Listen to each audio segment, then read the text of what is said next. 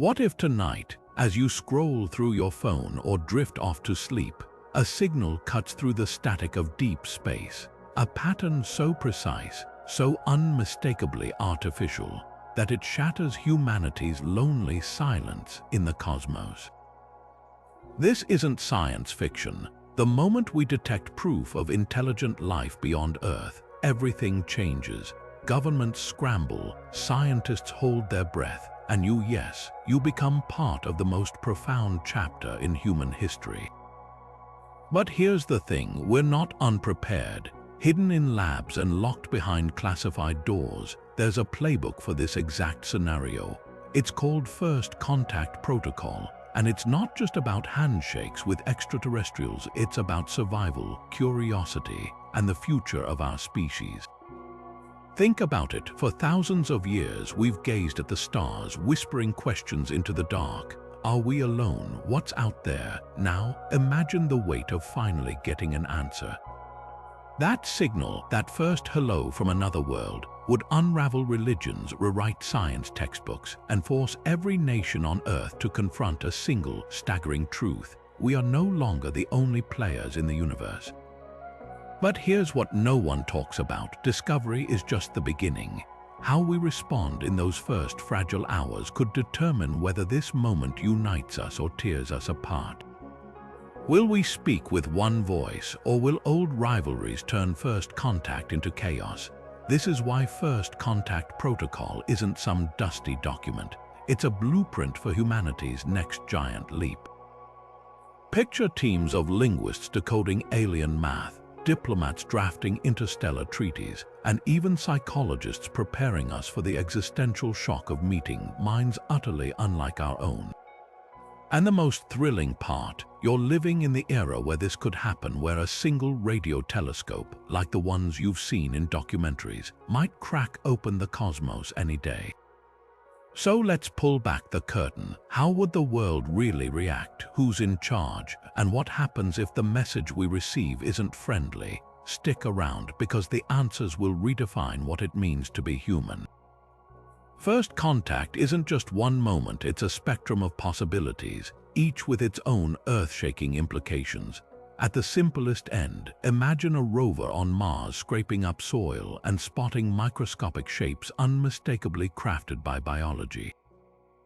That's microbial contact, proof that life, even in its quietest form, isn't unique to Earth. Scientists have danced on the edge of this discovery for decades, like with the Martian meteorite LH8 4001, where curious structures ignited debates, were they fossils or just quirks of geology? But microbial life, while profound, wouldn't send humanity into the same frenzy as the next level, an intelligent signal. Take the WOW signal, a 72-second burst of radio noise picked up in 1977.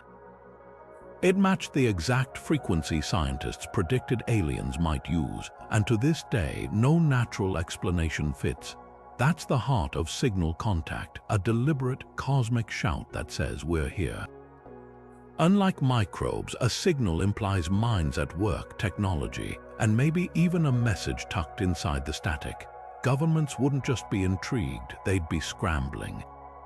Because the biggest question shifts from "are we alone?" to "what do they want?" Then there's the rarest, most visceral scenario, physical contact. Not a signal from light years away, but a ship in our skies or an artifact buried on the moon. Imagine stumbling across something like the monolith from 2001, a space odyssey, a structure so clearly artificial, so alien, that it rewrites history in an instant. This isn't just discovery, it's confrontation. Every military, every scientist, every philosopher would collide in a single question. How do we touch this without breaking the future? The line between these scenarios isn't just scientific, it's emotional. A microbe whispers that life is ordinary. A signal shouts that we have neighbors. But a ship at our doorstep, that changes everything, because contact isn't just about what's out there. It's about who we become when we finally answer back. Long before we had protocols or radio telescopes, Humans were already reaching into the cosmos with messages in bottles, our first clumsy, hopeful attempts to say we're here. Take the Arecibo Message, blasted into space in 1974 from a massive radio dish in Puerto Rico. It wasn't just static, it was a deliberate, pixelated shout packed with human DNA, our solar system's map, even a stick figure of a person. Amateurish, maybe, but imagine the audacity, using math, the universe's shared language, to introduce ourselves to civilizations we couldn't even fathom. Scientists knew the odds were slim. It was aimed at a star cluster 25,000 light-years away. But the act itself was revolutionary, because for the first time we weren't just listening. We were yelling into the void, consequences be damned.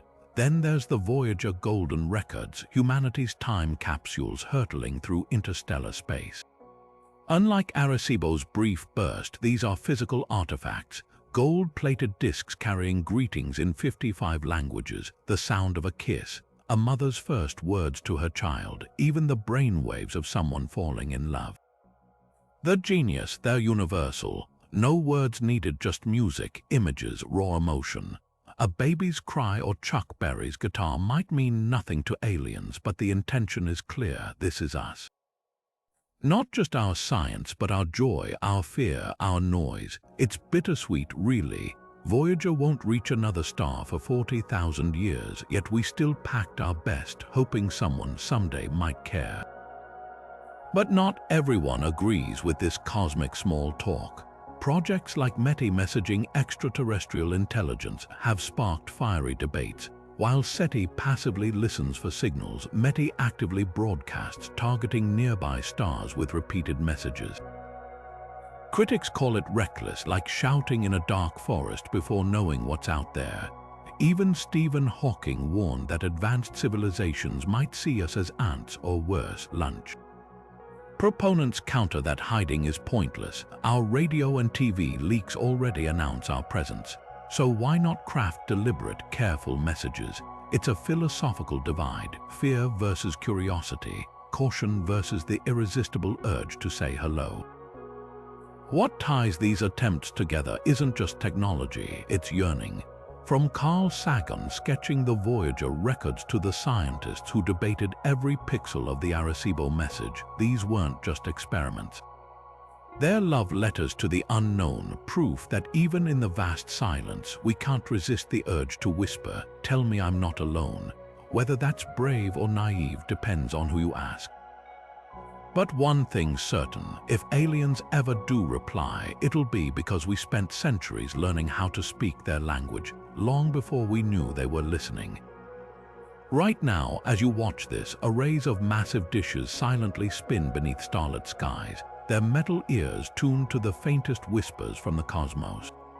These aren't just telescopes, they're time machines, capturing light that may have traveled longer than human civilization has existed. The search for extraterrestrial intelligence, or SETI, isn't a single method but a symphony of cutting-edge techniques, each designed to catch the faintest hint of cosmic company. Start with the giants, radio telescopes like the Allen Telescope Array in California, where 42 dishes work in unison to scan thousands of star systems simultaneously. They're listening for the interstellar equivalent of a dial tone, narrowband radio signals at frequencies where natural cosmic noise is minimal, like the hydrogen line at 1420 MHz. Why? Because that's the universe's quietest neighborhood, where an artificial signal would stand out like a flare in the dark. It's how we'd catch a deliberate hello, akin to the fictional wow. Signal, but with proof that doesn't vanish after 72 seconds. But radio isn't the only game in town. Optical SETI searches for ultra-short laser pulses, flashes so brief they'd be invisible to human eyes but scream artificial to our detectors. Imagine an alien civilization using lasers as cosmic lighthouses, blinking messages in beams tighter than a pencil's width across light years. Projects like Harvard's near the historic town of Concord scan the skies for these nanosecond flashes, often repurposing telescopes mid-observation when a promising star swings into view. It's a high-stakes gamble. Miss that split-second pulse and you might miss first contact itself. Then there's the hunt for technosignatures, not just messages but the footprints of advanced civilizations. Think megastructures like Dyson spheres, hypothetical energy harvesting shells around stars that dim them in unnatural ways, or atmospheric pollution on exoplanets. Chlorofluorocarbons might spell environmental disaster for us, but to a distant observer they'd scream industry. Even something as mundane as city lights on the night side of a planet could betray a civilization's presence. It's detective work on a galactic scale, sifting through petabytes of data from missions like Kepler and TESS for anomalies that defy natural explanation. What ties these methods together is sheer audacity. Whether it's the Green Bank telescope sifting through radio static or the Veritas array in Arizona watching for laser flashes, they're all answering the same ancient human impulse to look into the night and know, finally, if someone's looking back. And with projects like Breakthrough Listen pouring millions into scanning 1 million nearby stars, we're not just waiting for a signal, we're leaning into the cosmic silence, ears wide open. Yet the irony is exquisite. After centuries of wondering, the moment of discovery might not come with fanfare, but as a blip buried in data, a single line of code in a telescope's log that changes everything. And when that blip arrives, it won't just be scientists celebrating. It'll be every person who ever stared at the stars and dared to hope. In 1961, astronomer Frank Drake scribbled an equation on a blackboard, not to solve it, but to start a conversation. Today, the Drake equation remains the backbone of our search for cosmic company, a deceptively simple string of variables that tries to quantify the uncountable. How many alien civilizations might be out there waiting to be found? But here's what most people miss: this isn't just math.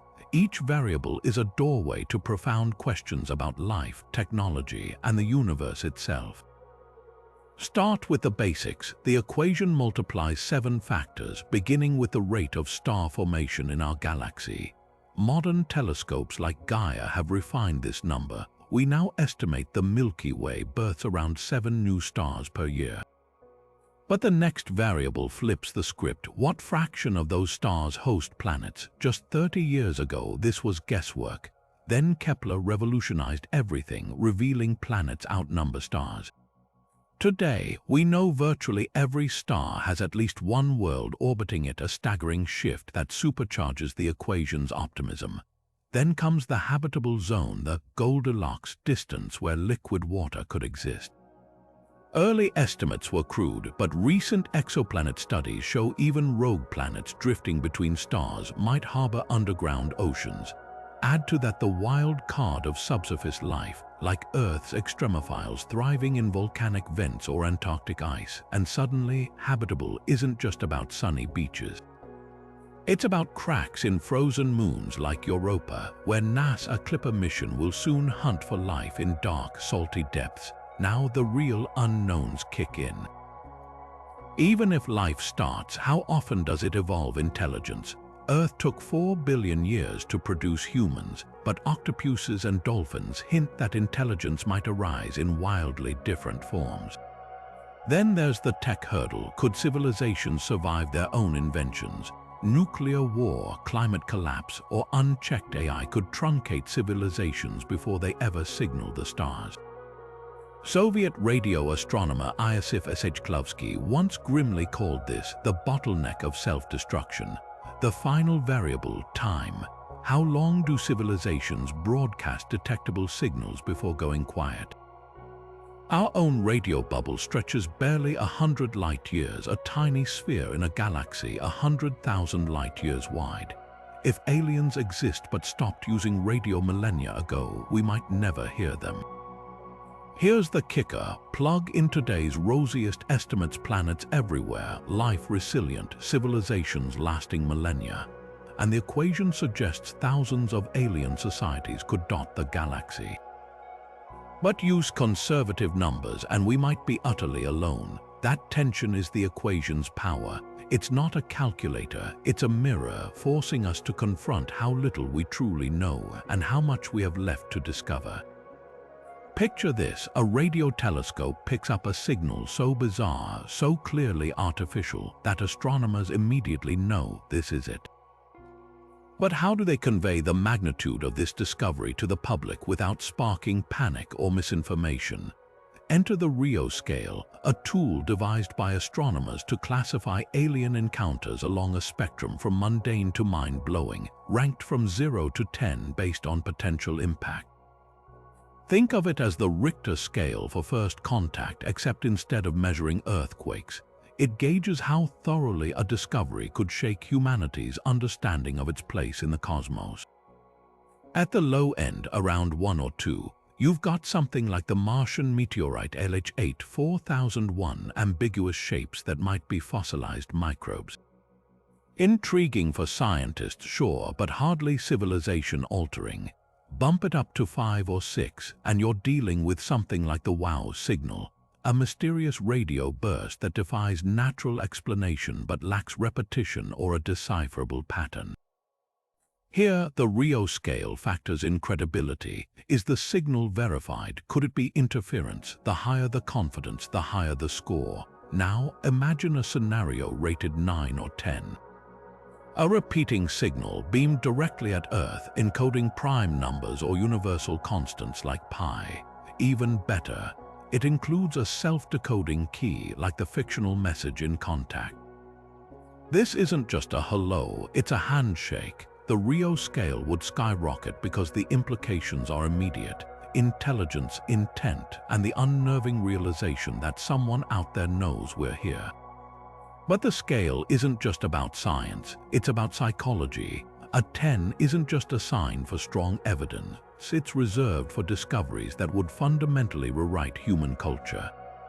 A signal from a nearby star saying, "We arrive tomorrow," would max out the scale, triggering protocols for everything from linguists to military liaisons. Contrast that with finding tardigrade-like creatures on Enceladus, a monumental scientific leap, but one that wouldn't upend daily life for most people. The brilliance of the Rio scale is its flexibility. It doesn't just ask what we find, it asks how it changes us, because in the end, first contact isn't about aliens. It's about how humanity reacts when the universe stops being a mirror and finally shows us something, or someone staring back. The moment a signal flickers onto a scientist's screen, the clock starts ticking. But not every blip sends the world into lockdown. First contact protocols aren't triggered by curiosity alone. They demand ironclad proof. So what separates static from a civilization-altering discovery? The answer lies in a meticulous verification cascade designed to filter out cosmic noise and human error before a single headline hits the press. First, the signal must pass the natural VS. Artificial litmus test. A pulsar's rhythmic beat or a quasar's roar won't cut it. The hallmark of intelligence is unnatural precision. Picture a narrowband radio signal holding its frequency rock steady for hours, like a laser beam compared to the sun's scattered light. Or better yet, a pulse repeating at prime-numbered intervals, a pattern almost unheard of in nature but screaming design to any mathematician, the famous WOW. Signal got attention precisely because it matched this profile, but without repetition, it faded into legend. Today's protocols demand multiple confirmations, the same signal caught by telescopes on different continents, ruling out satellites, military tests, or even a prankster with a radio transmitter. Then comes localization. A faint blip from 1,000 light-years away might spark excitement, but a signal from just next door, say Proxima Centauri, 4.2 light-years distant, would set off sirens. Distance matters because it dictates urgency. A message from across the galaxy buys us centuries to decode it. One from our cosmic backyard could imply neighbors already listening to our grandparents' radio broadcast. This is where projects like Breakthrough listen, deploy triangulation using multiple observatories to pinpoint a signal's origin like celestial detectives tracing a bullet's trajectory. If 3 telescopes in Australia, Chile, and West Virginia all point to the same patch of sky, the odds of a hoax plummet. But the final gatekeeper is perhaps the most fascinating: information content. Random noise won't mobilize world governments, but a signal embedding mathematical constants or a pixelated image, that's game-changing. Consider the 2017 discovery of Oumuamua, the interstellar object that briefly passed through our solar system. Its odd acceleration sparked wild theories. Was it a solar sail, a probe? The truth was likely mundane, but the frenzy revealed our hunger for patterns. Protocols now mandate decoding attempts before any announcement. Linguists and cryptographers hunt for layers, a simple counting sequence beneath, say, a chemical diagram of water. The more layers, the higher the confidence, and the faster the gears of diplomacy begin to turn. Yet history warns us of false alarms. In 1967, Cambridge grad student Jocelyn Bell detected pulsing radio waves so precise they were dubbed LGM-1, Little Green Men. The truth: a spinning neutron star, the first pulsar ever found. Today's safeguards include blind injection tests, where a fake signal is slipped into telescope data to see if teams jump the gun. It's a fire drill for the existential, because when the real moment comes, every second counts. The irony: the more robust the verification, the slower the revelation, a tension between scientific rigor and human impatience. But in a world where a single misstep could trigger stock market crashes or interstellar panic, caution isn't just protocol. It's the price of stepping onto the cosmic stage without stumbling. Imagine a signal from another civilization finally reaches Earth. Who gets to answer? There's no cosmic speed dial, no intergalactic hotline. Instead, the responsibility falls to a patchwork of international bodies, each with a carefully defined role in what could be humanity's most consequential conversation. At the top of the chain sits the United Nations Office for Outer Space Affairs, or UNOOSA, the closest thing we have to a planetary switchboard for extraterrestrial diplomacy. Founded in 1958, this Vienna-based agency doesn't just track satellites, it's the designated custodian of humanity's first response.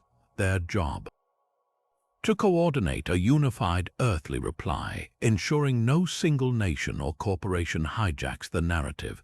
But before UNOOSA even gets involved, the signal must pass through rigorous scientific scrutiny, which is where the International Astronomical Union steps in. The IAU, best known for demoting Pluto, has a less publicized role as the gatekeeper of cosmic contact. Their post-detection task force, a rotating panel of astronomers and xenolinguists, operates like a planetary fact-checking team. They're the ones who'd analyze the signal's origin, verify its artificiality, and crucially determine whether it's a message or just cosmic noise. Think of them as the universe's bouncers, deciding whether a discovery deserves a global announcement or a quiet filing in an academic journal. Meanwhile, the SETI Permanent Committee acts as the bridge between science and policy. Composed of researchers from Breakthrough Listen and other major projects, they're the ones whispering in diplomats' ears, translating technical jargon into protocols that governments can actually use. Here's where it gets thorny. These organizations have guidelines, not laws. The Outer Space Treaty of 1967 vaguely states that space discoveries should benefit all humanity, but it was written when aliens were still B-movie fodder. Today, no mechanism exists to stop a private company like SpaceX or a rogue state from broadcasting their own reply before consensus is reached.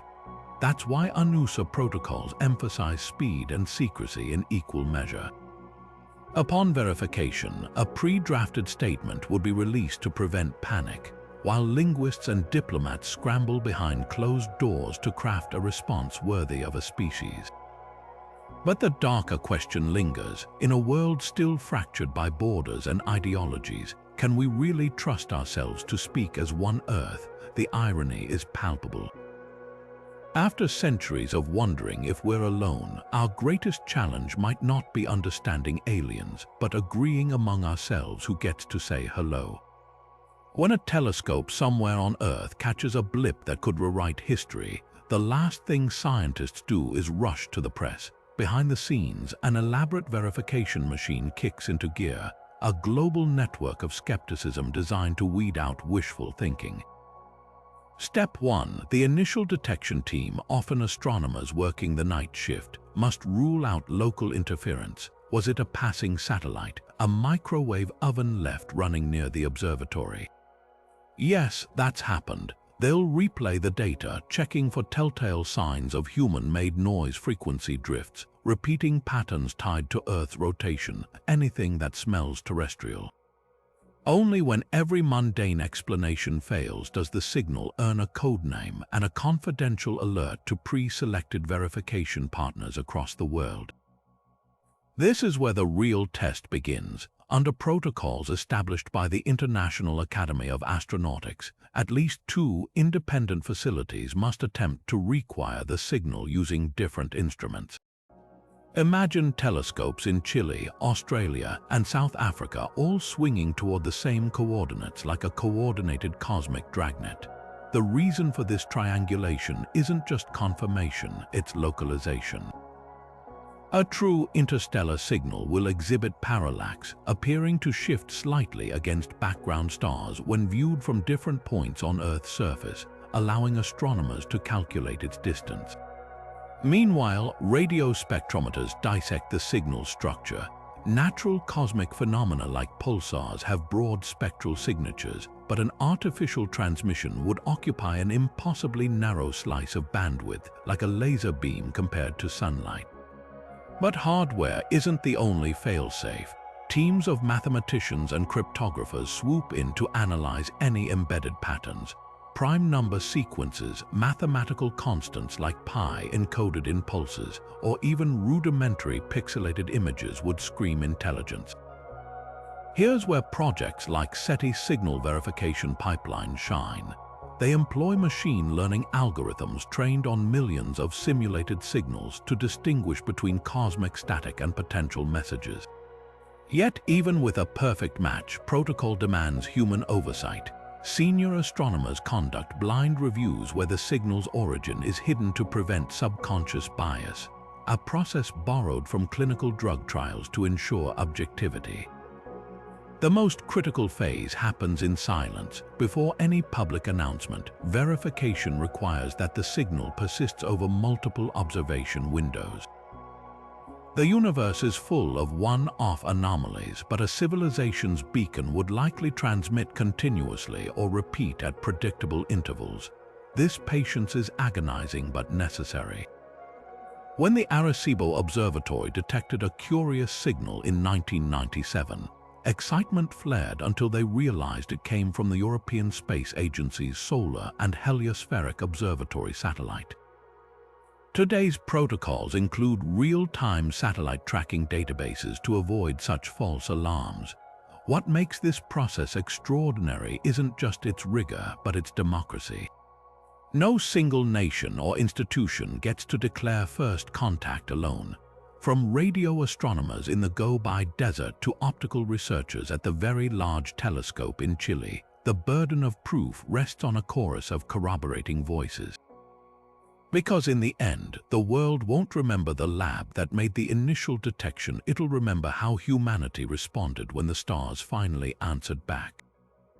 The moment a signal from another civilization is confirmed, humanity faces an impossible dilemma. How do you share the most monumental discovery in history without triggering chaos? History offers sobering lessons. In 1938, Orson Welles' War of the Worlds radio drama, despite repeated disclaimers, sent thousands into hysterics with its fictional account of Martian invasion. Now imagine that panic amplified by global social media, where misinformation spreads at light speed. This is why first contact protocols treat information like a controlled substance, with scientists and governments walking a razor's edge between transparency and restraint. At the heart of the challenge is verification versus visibility. Astronomers might spend weeks or months confirming a signal's extraterrestrial origin, but in an era of leaks and hacking, secrecy is fragile. The International Academy of Astronautics recommends a tiered disclosure system. Initial alerts go only to verified observatories for cross-checking, followed by discreet notifications to key agencies like the UN and major spacefaring nations. Public announcements come last, but only after a pre-approved script is vetted to avoid sensationalism. The goal isn't to hide the truth, but to present it with context that replaces fear with fascination. Yet even the best-laid plans can unravel. Picture a scenario where a junior researcher tweets a raw date to screenshot before official reviews are complete. Suddenly, #alien signal trends globally with no authority positioned to clarify. Misinterpretations flourish. What if the signal's frequency overlaps with military communications, sparking fears of an interstellar threat? Or conspiracies erupt that governments are hiding contact. Modern protocols account for this by designating trusted messengers, pre-identified scientists and communicators like Neil deGrasse Tyson or Bill Nye, whose voices can cut through the noise with calm, credible explanations. The deeper ethical question is whether humanity even has the right to withhold such knowledge. Critics argue that cosmic contact belongs to everyone, not just elites in lab coats or political circles. After all, the telescopes listening for signals are often funded by public taxes or donations.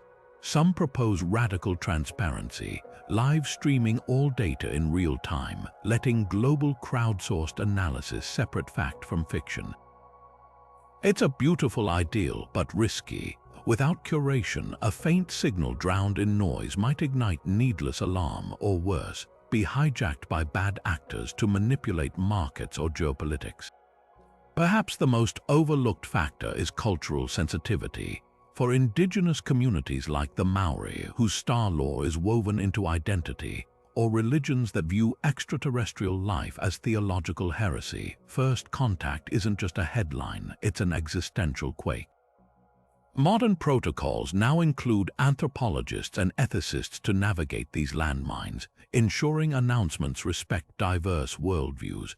Because the greatest test of first contact won't be decoding alien math, it'll be proving Earth civilizations can handle the truth without tearing each other apart.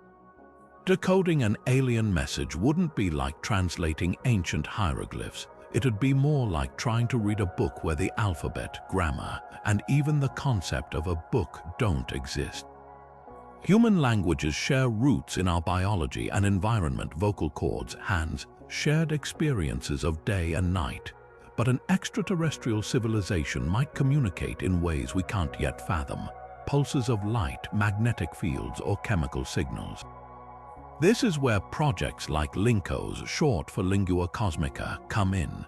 Created in the 1960s by mathematician Hans Freudenthal, LINCOS isn't a language, it's a toolkit for building one from scratch. It starts with universal concepts like counting, using radio beeps to represent numbers, then builds upward to logic, time, even abstract ideas like question or truth. The genius is in its simplicity. By anchoring communication in mathematics, the one language we're confident the universe shares, LINCOS offers a ladder to climb toward mutual understanding. But math alone can't convey culture.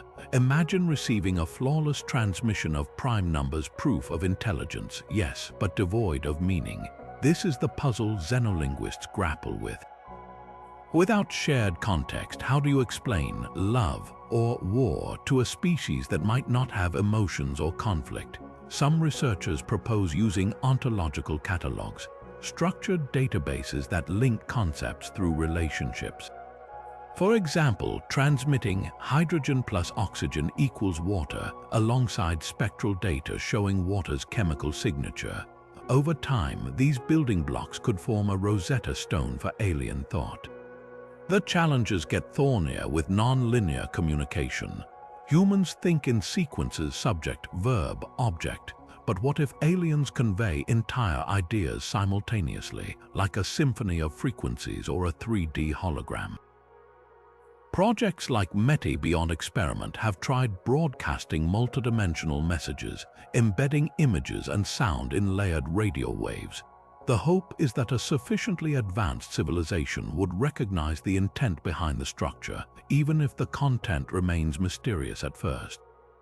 Then there's the wild card, non-biological intelligence. Silicon-based life or artificial superminds might process information at speeds or scales we can't perceive. A message meant to be absorbed over centuries or decoded through quantum entanglement could leave us baffled. Some theorists suggest preparing for active deciphering using AI to simulate countless alien psychologies, testing interpretations in a digital sandbox before risking real-world replies. The ultimate irony, the very act of trying to decode an alien signal might teach us more about ourselves than about them. Every assumption we make, that they experience time linearly, value efficiency, or even care about being understood reflects human biases. Confronting those limits could be the first step toward truly universal communication, proving that the greatest barrier to first contact isn't technology or distance, it's the vast, uncharted terrain of the mind. Star Trek's Prime Directive might be fictional, but its core dilemma is terrifyingly real. If we discover a less advanced civilization, do we make contact or stay hidden to avoid cultural chaos? Flip the script. What if we're the ones being observed by a more advanced species right now, and they're debating whether to reveal themselves? This isn't just sci-fi speculation. Anthropologists warn that even well-intentioned contact could collapse societies unprepared for the shock. History offers grim precedents. When European explorers arrived in the Americas, the technological gap alone, horses, guns, steel, reshaped indigenous cultures overnight, often catastrophically. Now imagine that gap multiplied by millennia, with interstellar travelers possessing tech indistinguishable from magic. A single glimpse of their medicine or energy sources could render our science obsolete, our economies worthless, our religions hollow. Yet the inverse argument carries weight. Isn't withholding knowledge equally unethical? If aliens had the cure for cancer but chose silence to protect us, wouldn't that be a kind of cosmic paternalism? The famous zoo hypothesis suggests advanced civilizations might deliberately avoid contact, treating Earth like a wildlife preserve. But who benefits from that, us or them? Some scientists argue proactive sharing could accelerate progress, helping younger species skip the dark phases of war and scarcity. The late Stephen Hawking starkly disagreed, comparing alien contact to Columbus arriving in the Americas. It didn't turn out well for the Native Americans. The debate grows thornier when we consider active versus passive contamination. A radio signal is one thing, landing ships is another. Protocols like those drafted by the International Academy of Astronautics strictly limit transmissions to avoid cultural interference. But what if we found microbial life on Europa? Even bringing samples to Earth risks cross-contamination, both biological and ideological. Learning we're not alone might destabilize societies built on human exceptionalism, while finding our gods were aliens all along, a trope in conspiracy theories, could unravel entire worldviews overnight. Perhaps the most unsettling question isn't whether we should make contact, but whether we could avoid it.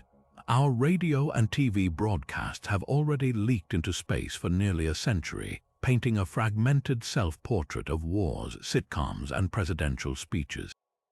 Any civilization within 100 light years might already know we're here and have strong opinions about whether we're ready to join the galactic conversation. The real Prime Directive dilemma isn't just about ethics. It's about accepting that first contact isn't a moment we control, but a threshold we step through, ready or not. Picture this: a Martian rover drills into the red soil, and within those dusty samples lie alien microbes, the first proof that life exists beyond Earth. The discovery would be revolutionary, but with it comes a terrifying possibility. What if those microscopic stowaways don't play nice with Earth's biosphere? History offers chilling precedents. When European explorers brought back plants and animals from the New World, invasive species reshaped continents, wiping out native ecosystems. Now imagine that on a cosmic scale, an organism with no natural predators, no immune system defenses, and biochemistry we can't predict. This isn't science fiction. It's why NASA, Office of Planetary Protection, exists, operating under protocols so strict they'd make a biohazard lab look lax. Start with containment. Any spacecraft returning from Mars or Europa, places where life might lurk, undergoes a multi-stage decontamination ritual. Think of it like an interstellar car wash, but instead of soap, they use plasma bursts and blistering heat. The Viking landers of the 1970s were baked at 200 degrees Fahrenheit for over 40 hours before launch, ensuring no Earth microbes hitchhiked to Mars.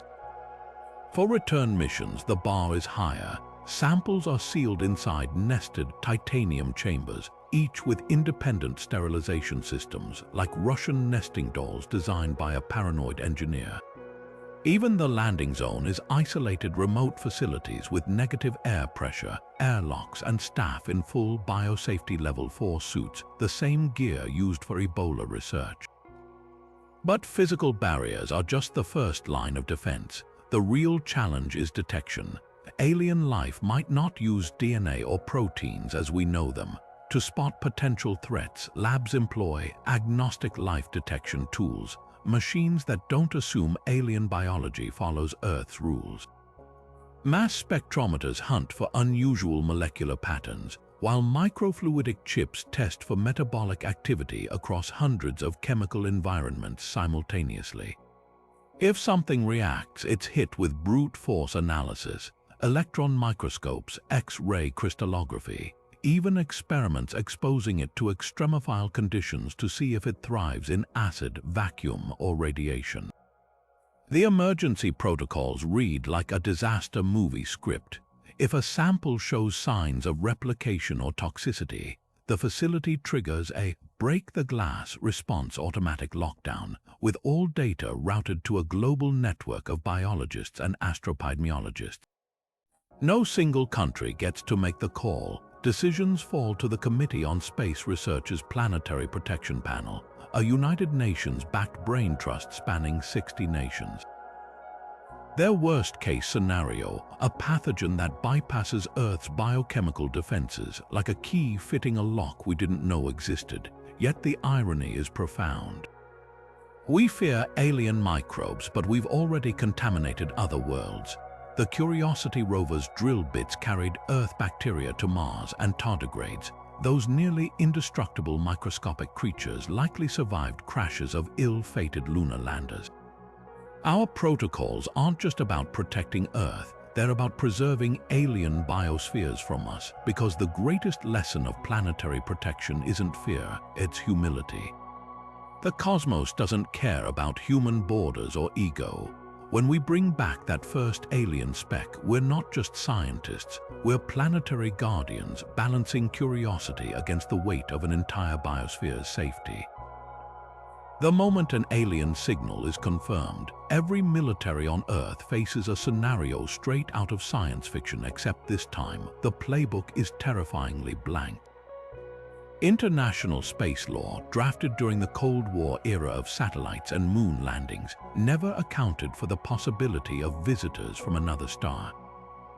The Outer Space Treaty of 1967, signed by over 100 nations, explicitly bans weapons of mass destruction in orbit, but says nothing about how to respond to an extraterrestrial craft entering our atmosphere. This legal gray zone leaves defense planners scrambling.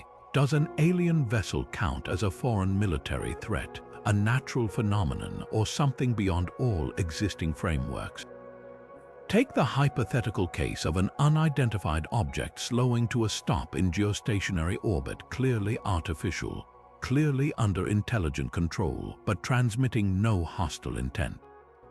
Under current protocols, the nation whose satellites first detected would typically have jurisdiction to investigate. But what if that object drifts over another country's airspace?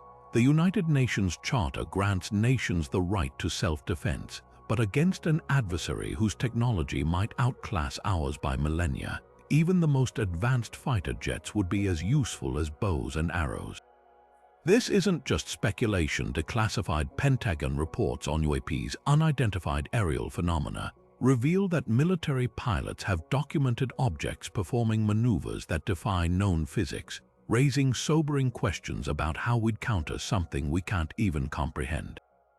The chain of command gets murkier when you consider who gets to authorize a response. In the United States, the president holds ultimate authority over nuclear launches, but no precedent exists for interstellar diplomacy. Would NATO Article 5, the Collective Defense Clause, be triggered if an alien probe entered Estonian airspace? Could China or Russia unilaterally attempt first contact if the object hovered over their territory? The lack of clear rules has led to quiet collaborations, like the Pentagon's briefings to Congress on UAPs and the European Space Agency's ongoing dialogue with military stakeholders. Their worst-case scenario isn't war with aliens, it's accidental conflict caused by human panic or miscommunication. Then there's the elephant in the room: reverse engineering. Any alien technology recovered, whether debris from a crash or an abandoned probe, would dwarf the strategic importance of the atomic bomb. History shows the lengths nations will go to seize such advantages. Think of the race to capture Nazi scientists after World War II. Today, secretive projects like the U.S. Defense Department's All-Domain Anomaly Resolution Office operate under strict classification, fueling speculation about whether recovered materials are being studied. If proof emerged that a government possessed alien tech, the global balance of power could shift overnight, triggering arms races or even conflict between Earth's own factions.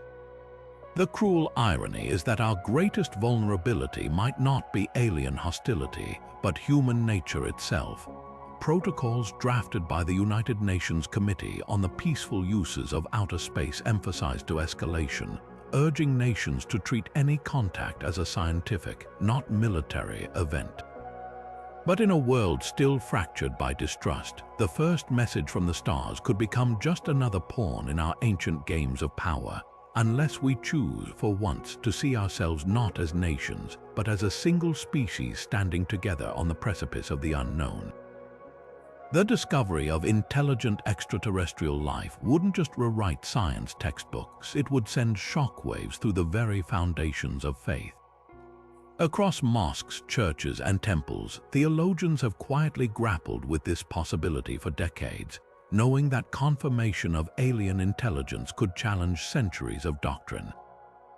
Yet the responses wouldn't be uniform. Some faiths might embrace cosmic neighbors as proof of divine creativity, while others could face existential crises as old as Scripture itself. Take Christianity, where interpretations split like branches of an ancient tree.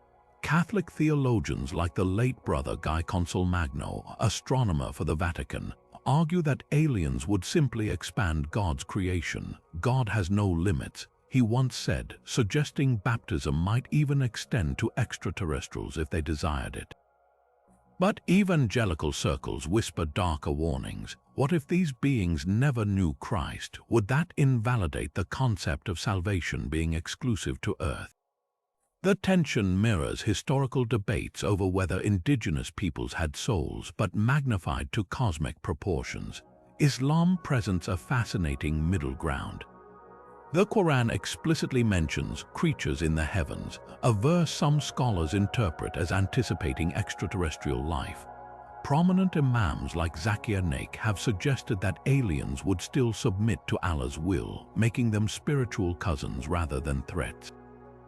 Yet conservative schools counter that Muhammad's revelation was distinctly for humanity, leaving alien souls in theological limbo. The divide echoes through Friday sermons. Is discovery a test of faith or its fulfillment?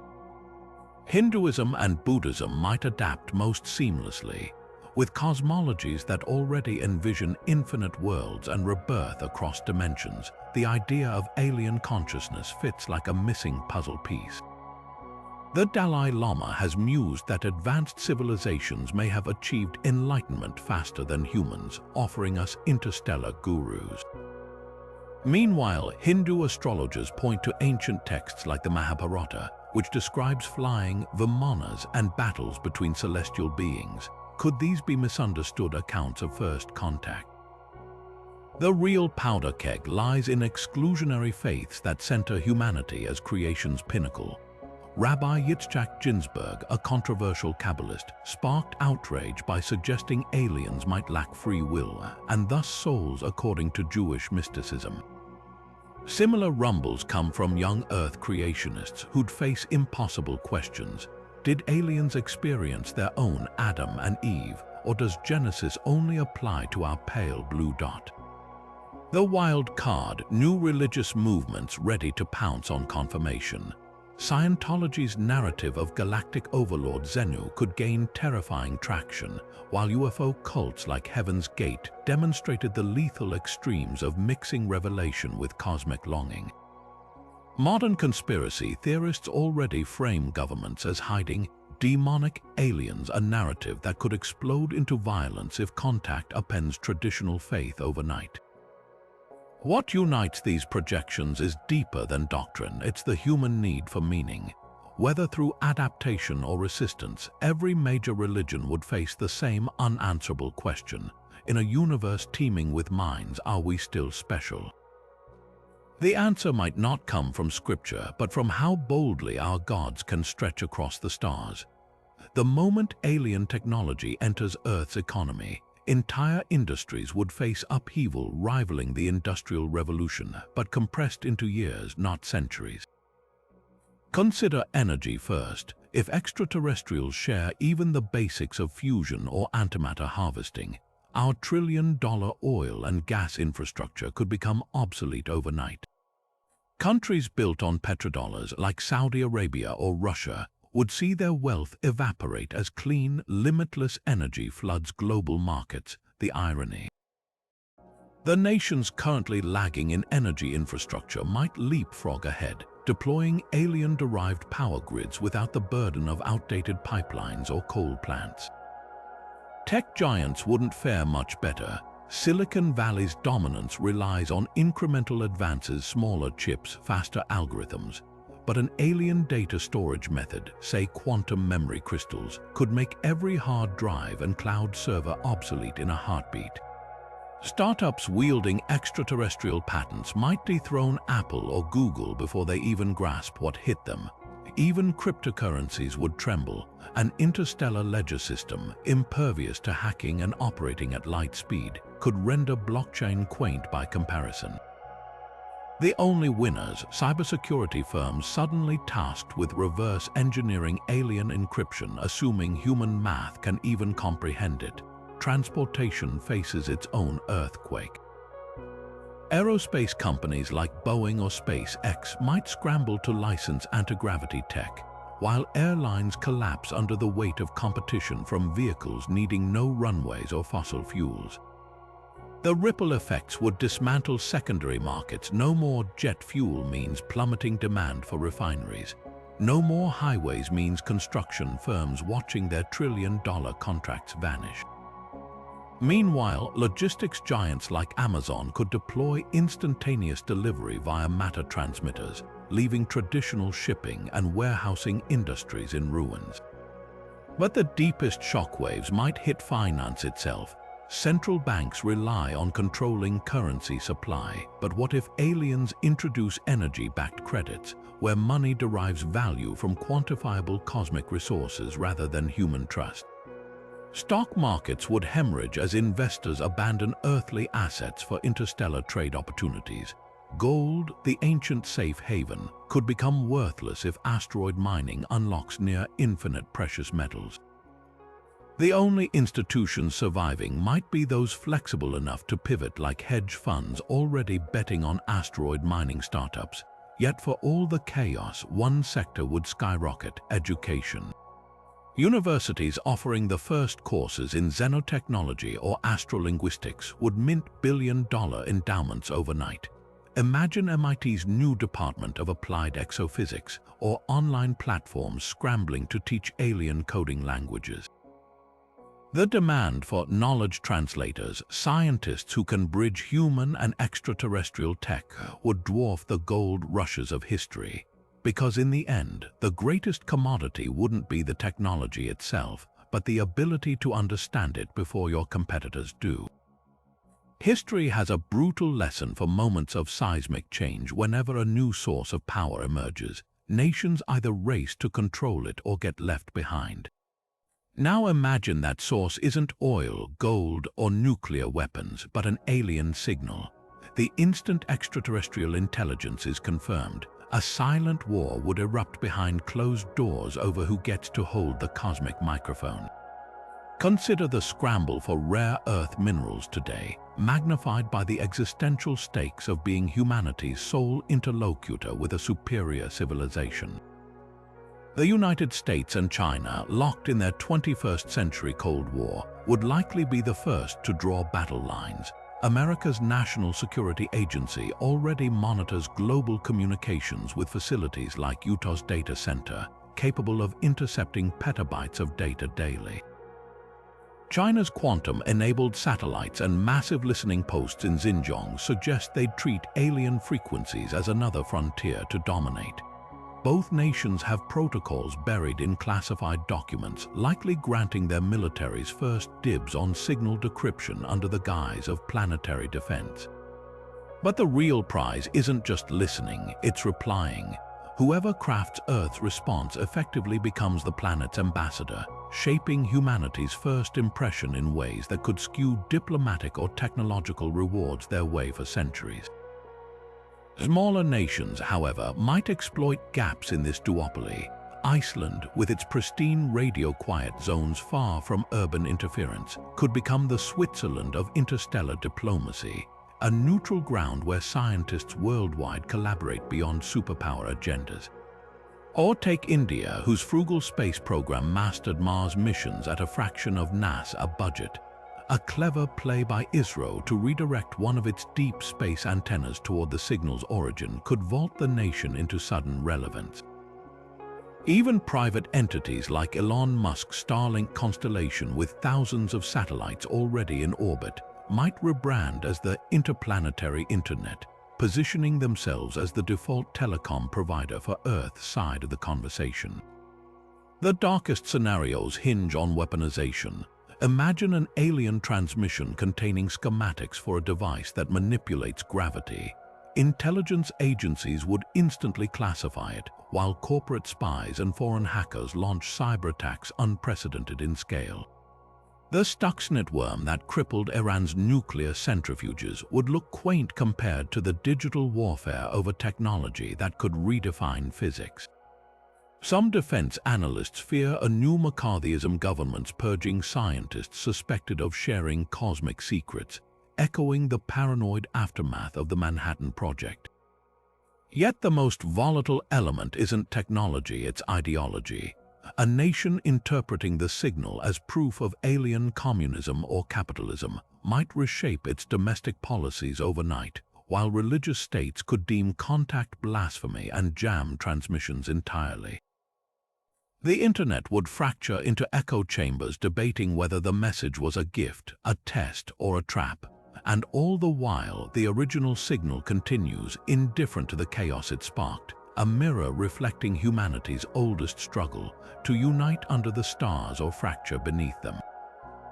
The moment scientists confirm an extraterrestrial signal, the world won't hear about it through a tweet or a leaked news clip. It'll unfold through a meticulously choreographed media rollout designed to balance transparency with control. Picture this, a joint press conference at the United Nations headquarters in New York, where the Secretary General stands flanked by the heads of NASA, the European Space Agency, and the Chinese National Space Administration. No single nation takes the spotlight. This is humanity's announcement, not a geopolitical power play. The stage is stripped of sensationalism, no flashing lights or alien imagery, just stark, sober visuals, graphs of the signal's frequency, coordinates of its origin, and a countdown clock showing how long ago it was transmitted. Every detail is calibrated to project gravitas, not panic, but the press conference is just the tip of the iceberg. Weeks before any public statement, a shadow network of communication specialists springs into action. Scientists brief trusted journalists under embargo, giving them time to prepare accurate, nuanced reports without the scramble of a breaking news frenzy. Social media platforms receive encrypted warnings to suppress misinformation bots poised to exploit the chaos. Even entertainment giants get discreet nudges. Streaming services might delay releases of alien invasion movies to avoid fueling hysteria. The goal isn't secrecy, it's preventing a vacuum where conspiracy theories thrive. The real genius lies in the pacing. Day one delivers only the bare facts. We're not alone, the signal is real and it's being analyzed. No speculation about intentions, no tantalizing hints of decoded messages. That comes in phase 2, days or weeks later, when linguists and astronomers appear on carefully curated podcasts and YouTube channels to unpack the signal's structure, prime numbers, maybe a basic mathematical sequence emphasizing how much we don't yet know. By drip-feeding revelations, authorities let the public acclimate gradually, like adjusting to deep sea pressure 1 meter at a time. Local governments play a silent but critical role. Mayors and governors receive template speeches vetted by psychologists, blending wonder with reassurance. Churches, mosques, and temples get interfaith guidance on addressing congregants' spiritual questions without sowing division. Even schools receive lesson plans to help teachers explain the discovery without triggering existential dread in 5th graders. The strategy mirrors pandemic-era messaging, consistent, apolitical, and relentlessly focused on collective resilience.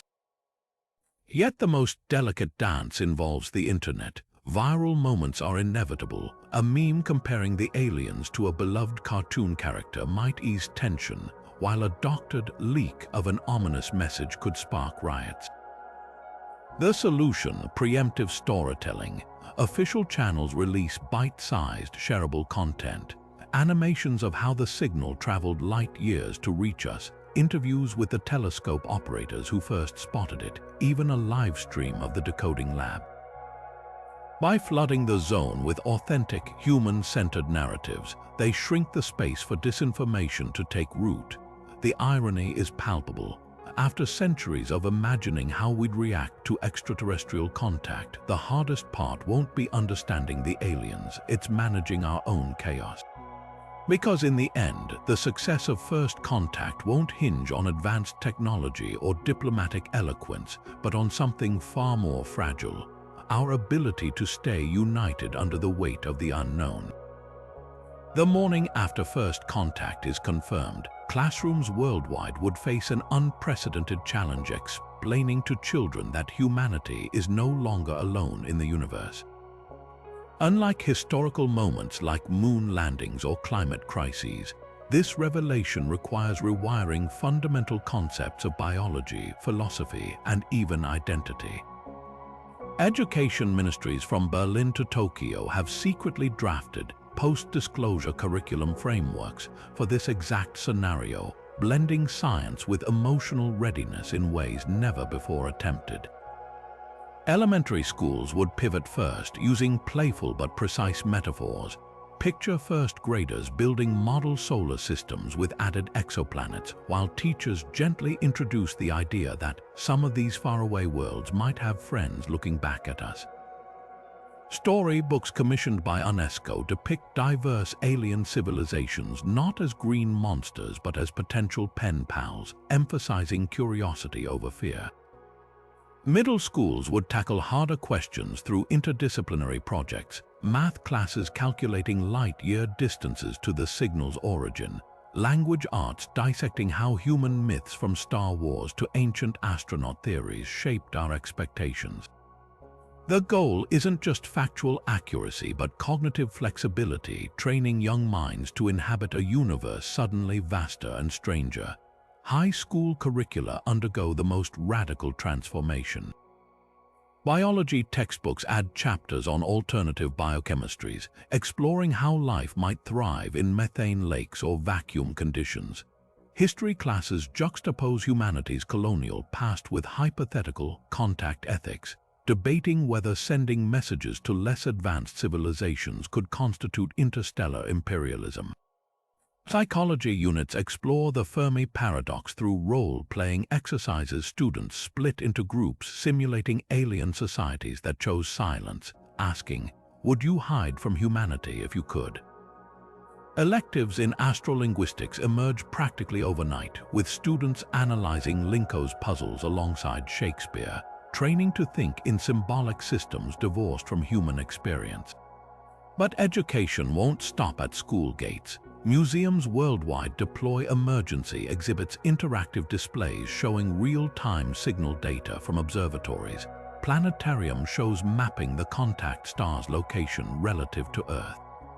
Public libraries host cosmic conversation circles where grandparents and teenagers alike share reactions guided by trained mediators, blending indigenous star lore with cutting-edge exoscience.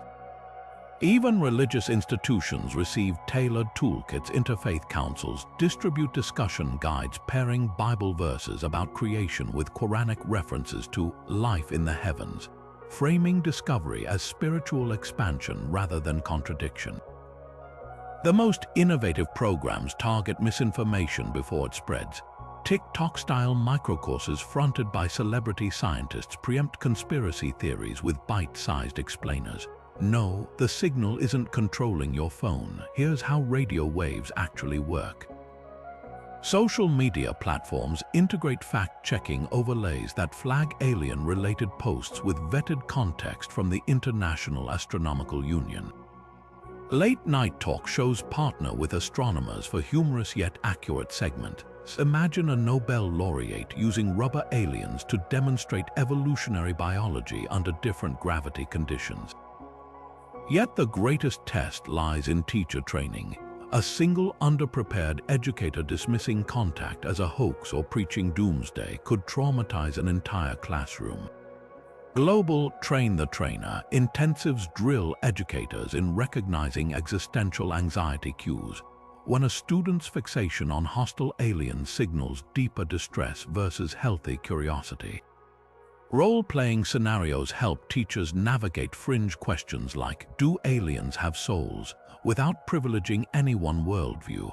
The implicit lesson threaded through every grade: uncertainty isn't failure, it's the first step toward cosmic maturity. This educational overhaul carries a quiet revolution in pedagogy itself. For the first time, humanity must teach not just known facts but how to thrive amidst unanswered questions. When a third grader asks, will they visit us? The honest response, we don't know yet, but let's explore what that might look like together, becomes the most important lesson of all. In reshaping education, we aren't just preparing children for alien contact. We're building the first generation fluent in humility, capable of holding wonder and doubt in the same thought like twin stars orbiting a common center of gravity.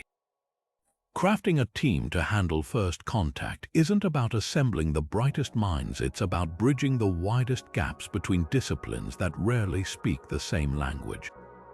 At the core would be xenolinguists, specialists trained in the art of decoding communication without shared context. These aren't your average translators, they're pioneers who have studied everything from dolphin clicks to the structure of imaginary languages like Klingon, searching for universal patterns. Think of them as cosmic cryptographers, working with mathematicians to dissect signals for embedded syntax, whether it's pulses of light, fractal geometries, or chemical signatures. Their toolkit might include AI trained on millions of human languages to spot anomalies, or even experimental contact grammars built around fundamental physics concepts like entropy or electromagnetism. But language is just the first layer. Sitting shoulder to shoulder with them would be astrobiologists, experts in the wild diversity of life's potential forms. A signal from a silicon-based organism or a plasma-based intelligence would require redefining basic assumptions about cognition and communication. These scientists would analyze any biological data embedded in transmissions, perhaps spectral hints of an alien atmosphere or metabolic references in coded messages, to model the sender's physical reality.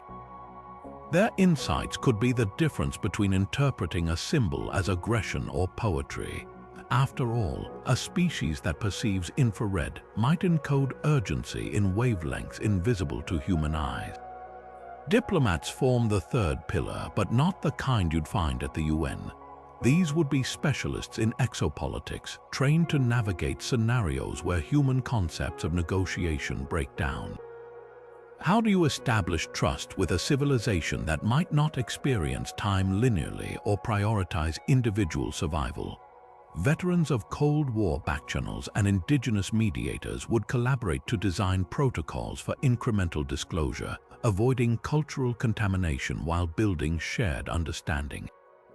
Their playbook might borrow from rare historical successes like the 19th century Lakota leader Red Cloud, who negotiated treaties without sharing a language, using only symbolic gestures and patient observation.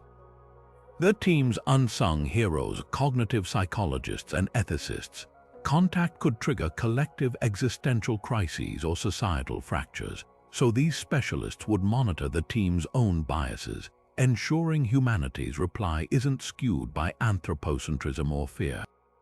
They'd also draft guidelines for what not to share. Imagine the fallout if we accidentally transmitted blueprints for advanced weaponry to a militaristic culture. Meanwhile, security experts would operate in the background, not as militarists but as safeguards against leaks or sabotage. Their role isn't to hoard knowledge but to prevent a lone hacker or state actor from hijacking humanity's voice. Rounding out the group would be artists and musicians. The Voyager Golden Records proved that equations alone can't convey emotion. Sometimes you need Chuck Berry's guitar or a mother's laughter to say, "This is who we are." A composer might craft interstellar duets using the signal's own frequencies, while a poet could distill human experience into metaphors universal enough to cross light years. After all, first contact isn't just a scientific event. It's the moment we become storytellers for an audience we've spent millennia imagining. The irony. This dream team's greatest strength lies in its contradictions. The linguists seek rules while the artists embrace ambiguity. The biologists ground theories in biology while the diplomats navigate the unquantifiable. Yet it's precisely this friction that could produce breakthroughs, because if we're struggling to understand each other across disciplines, we're already rehearsing for the ultimate challenge, understanding minds that didn't evolve on Earth. Their collaboration wouldn't just shape humanity's first interstellar conversation, it would redefine what it means to communicate at all. What should humanity say when we finally answer the stars? Crafting that reply isn't just about words, it's about encoding our essence, fears, and hopes into a package that might be opened millennia from now. The challenge is staggering. Every message we've ever sent, from the Arecibo transmission to the Golden Records, reflects the biases of its creators, usually Western scientists, while entire cultures, histories, and ways of knowing remain unheard. Take the famous Arecibo Message, a string of ones and zeros broadcasting from Puerto Rico in 1974, depicting a stick figure, DNA's double helix, and our solar system. To humans, it's a masterpiece of minimalism, but to an alien civilization, without context, the DNA helix could resemble random squiggles. The stick figure might be misread as a threat posture, and our solar system's rendering, with Earth offset to highlight its significance, might seem like we're boasting about our real estate. This is why modern proposals favor layered approaches. Instead of one message, imagine sending a constellation of signals, mathematical primers, chemical spectra of Earth's atmosphere, even raw data from particle colliders. The idea is to offer multiple entry points for deciphering, much like the Rosetta Stone provided Greek as a key to Egyptian hieroglyphs. Projects like a Scien in space simulate this by crowdsourcing interpretations of mock alien signals, revealing how even simple geometric shapes spark wildly different readings across cultures. A spiral might signify harmony to a human, but to a species evolved in a hexagonal crystalline world, it could imply chaos. Yet the most heated debates surround what to share and what to withhold. Astronomer Carl Sagan championed broadcasting our art and music, arguing that emotions transcend logic. Hence, Voyager's Golden Records carried Bach, Senegalese percussion, and Chuck Berry's Johnny B. Good, but critics like David Brin warn against giving away the store, revealing too much about our biology or vulnerabilities to hypothetical predators. His counter-proposal: send only abstract puzzles inviting dialogue, like the Linko's language's numerical sequences, which start with basic counting but escalate to philosophical concepts. The goal isn't to describe humanity, but to prove we're capable of asking interesting questions. Then there's the metaphysical layer. If we confirm the signal comes from a civilization thousands of years older than ours, should our reply include our regrets, climate collapse, wars, inequality as cautionary tales? Or would that expose us as unstable, inviting intervention? The Interstellar Torah project explores this, drafting messages that encode Earth's wisdom traditions, from Buddhist sutras to Native American cosmologies, not as doctrine, but as evidence of our collective moral wrestling. The hope is that any civilization advanced enough to hear us will recognize the universality of ethical struggle. The darkest question looms largest: what if we shouldn't reply at all? The dark forest hypothesis, Chinese letter Chinese sci-fi, posits that advanced civilizations stay silent to avoid attracting predators. In this view, every broadcast is a flare gunshot in a cosmic jungle. While METI advocates dismiss this as paranoia, even SETI founders imposed a moratorium on replying until global consensus was reached. That ban lifted in 2015, but the unease lingers. Imagine a reply crafted by committee, diluted to diplomatic pablum, only for a billionaire to privately beam their manifesto into space, a cosmic version of tweeting without reading the room. Perhaps the answer lies in humility. Instead of presuming aliens crave our encyclopedia entries or pop charts, we might send a single question: how did you survive your technological adolescence? And listen, after all, the first message we intercepted wasn't meant for us. Our greatest reply could be admitting how much we don't know and how desperately we need teachers. Not as conquerors or curios, but as companions in a universe that's suddenly, wondrously, less lonely. Imagine this: we've exchanged our first cautious messages with an alien civilization, and now comes the delicate work of nurturing a conversation across light years. This isn't just about saying hello, it's about building a relationship where each transmission might take decades or centuries to receive a reply. The frameworks for this long-term dialogue borrow from humanity's most patient communications, like the letters European scholars once sent to counterparts in distant lands, knowing a single exchange could span years. But with aliens, the stakes are infinitely higher, and missteps could echo across millennia. The backbone of this interstellar pen pal system would be periodic updates, carefully curated dispatches reflecting humanity's evolution. Think of it like a cosmic newsletter, but instead of marketing spam, we're sending chapters in an ongoing saga. One transmission might include breakthroughs in clean energy, showing how we've healed our planet's scars.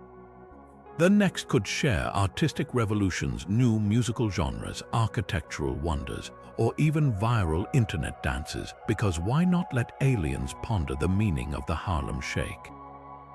The key is consistency and context. Each update would build on the last, with embedded references to prior messages to create continuity.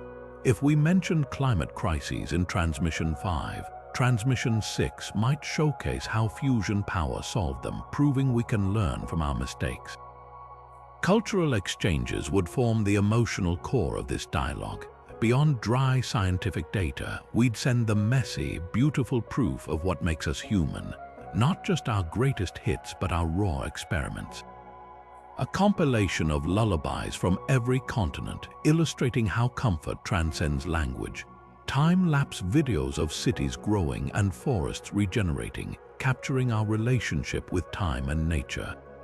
Even controversial art protest songs, avant-garde films, would signal that creativity and dissent coexist in healthy societies.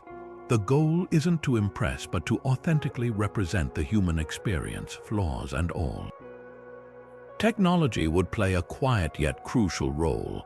Unlike the static golden records, modern digital time capsules could be updated dynamically. A blockchain-like system might ensure each new message acknowledges the last transmission received, creating a threaded conversation across centuries. Machine learning could help tailor content. If aliens seem fascinated by our oceans, future updates might dive deeper, literally, into marine biology or seafaring myths. And to avoid the narcissism of only talking about ourselves, we'd leave space for their questions. Whole transmissions might be dedicated to answering whatever queries they've sent, showing we're not just broadcasting but listening. The most profound challenge, accepting we might never see this relationship bear fruit. Like planting a tree whose shade you'll never sit under, maintaining interstellar dialogue requires faith in futures beyond our lifespan. Yet there's poetry in that. Our signals become time travelers, carrying fragments of now to civilizations that might decode them long after Earth has changed beyond recognition. And if silence is the only reply, even that teaches us about patience, about humility, and about what it means to reach outward without guarantees. Because in the end, the act of maintaining this connection, however one-sided, would itself become humanity's quietest and most persistent rebellion against the indifference of the cosmos. Not every handshake across the stars would be friendly, and humanity's survival might hinge on recognizing the warning signs before it's too late. History brims with cautionary tales. When Polynesian voyagers reached remote islands, their arrival sometimes triggered waves of extinction for native species unprepared for new predators. Now imagine that scenario playing out on a cosmic scale, where the more advanced civilization isn't bringing just new tools, but paradigms capable of unraveling our very existence.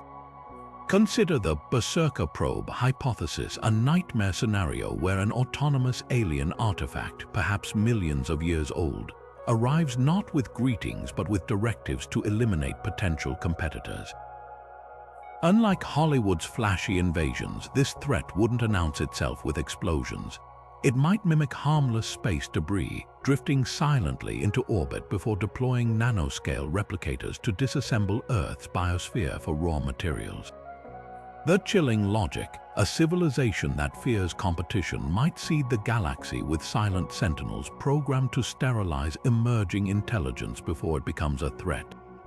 Less dramatic but equally perilous would be accidental harm. A well-meaning transmission containing advanced knowledge could act like intellectual nitroglycerin, unstable in human hands. Picture a signal that includes efficient fusion designs, the energy to lift billions from poverty, but also the blueprint for city-leveling weapons. Even without malice, the mere exposure to alien cognitive frameworks might trigger societal collapse. Anthropologists point to cargo cults that emerged after WW2 when Pacific Islanders, bewildered by advanced technology, built bamboo replicas of radios and airstrips in hopes of summoning more goods. Multiply that cultural dislocation by orders of magnitude, and you have civilizations worshipping or warring over fragments of misunderstood alien science. Then there's the existential threat of biological contamination, not from alien microbes but from ideas. A sufficiently advanced message could function like a mental virus, rewriting human goals to align with alien values. Philosopher Nick Bostrom warns of mind hijacking, where embedded ideological constructs in a transmission persuade us to, say, dismantle industrial civilization or redirect all resources toward building mysterious megastructures. The darkest twist, the senders might not even intend harm. Their values could simply be incompatible with human flourishing, like an ant colony bulldozed by developers who never noticed they were there. Yet preparedness isn't helplessness. Just as Earth's early warning systems track asteroids, proposed exodefense protocols would monitor for hostile signatures, like probes altering orbits unnaturally or signals containing compressed recursive code that could crash our computers. Linguists advocate message quarantine, analyzing transmissions in isolated virtual environments to detect hidden layers before broader exposure. And ethicists push for cosmic constitutional conventions, where nations pre-commit to collective defense and knowledge sharing, ensuring no single actor can unilaterally risk humanity's future for short-term gain. The unsettling truth: our first contact protocols spend 90% of their words on hope and 10% on danger. But in a universe where time and space allow no undo buttons, that ratio might need to flip, not from paranoia, but from the humble recognition that survival favors those who plan for the unthinkable. After all, the stars owe us nothing, not even mercy. The most hopeful scenario for first contact isn't just a handshake across the stars, it's a doorway to a future where humanity takes its next evolutionary leap. Imagine an alien civilization sharing not just greetings, but knowledge accumulated over millennia. Breakthroughs in energy, medicine, and material science that could solve Earth's most entrenched problems. Take fusion power, for instance. Our decades of stalled progress might vanish overnight with a single equation, unlocking clean, limitless energy that ends fossil fuel dependence and stabilizes the climate. Or consider medical insights tailored to human biology, revealing cures for aging, cancer, or neurodegenerative diseases, gifts that could extend healthy lifespans by centuries. The ripple effects would be unimaginable. Poverty, resource wars, even inequality could crumble under the weight of abundance, reshaping society in ways utopian sci-fi once dared to dream. But the greatest revolution might be cultural. Contact with a species that weathered their own existential crises could offer something even more precious than technology: wisdom. Picture receiving a galactic library of sorts, filled not just with alien science, but with art, philosophy, and histories of civilizations that survived their own climate collapses or nuclear brinksmanship. Their mistakes and triumphs could become our compass, accelerating progress without the usual trial and error. Indigenous cultures, often sidelined in modern discourse, might find their cosmologies validated after all. Many have long spoken of star ancestors and interconnected life. Acknowledgement from advanced beings could restore balance to fractured worldviews, healing divides between tradition and progress. Then there's the cosmic perspective. Learning we're part of a broader community of intelligence could dissolve petty human conflicts overnight. Borders, ideologies, and grudges that once seemed monumental might shrink to insignificance against the backdrop of shared interstellar citizenship. Religions could expand to incorporate cosmic spirituality, while atheists and believers alike find common ground in awe. The very concept of humanity might stretch to include empathetic bonds with beings whose forms are utterly alien but whose minds resonate with ours. Artists would have entirely new mythologies to explore, scientists fresh paradigms to test, and philosophers alien ethics to contemplate. The most profound shift. Purpose. For the first time, we'd have tangible proof that intelligence isn't just a fleeting spark in the dark, that civilizations can endure long enough to bridge the stars. No longer adrift in existential loneliness, humanity might finally see itself as part of something vast and enduring, with responsibilities not just to Earth but to the cosmos itself.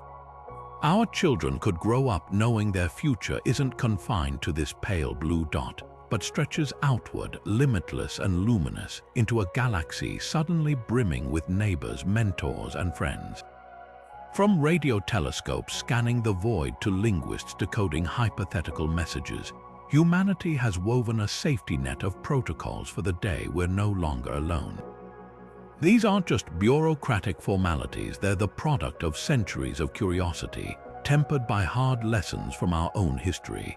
The United Nations Office for Outer Space Affairs stands ready to coordinate a planetary response, while the Rio Scale helps scientists separate cosmic static from civilization-altering signals.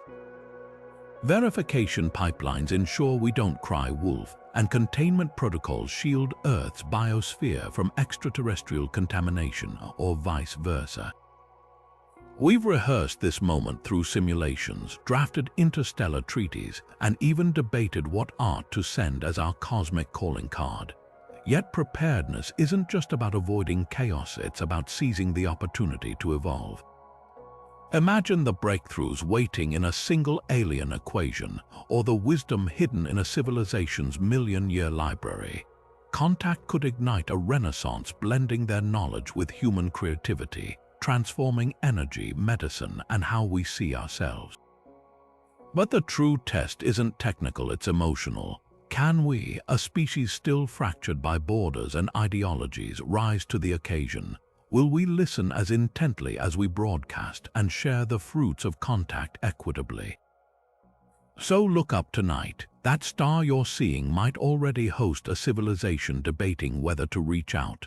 The protocols are set, the telescopes are listening, but the future hinges on choices we haven't made yet. What happens next isn't just about them, it's about who we become when the universe whispers back, "Now we turn it over to you." If you were crafting humanity's first reply, what would you say? A mathematical primer, a symphony, or would you hit mute fearing what might answer? Drop your wildest contact scenarios in the comments, because in a cosmos suddenly feeling smaller, every perspective counts. The conversation isn't just coming, it starts.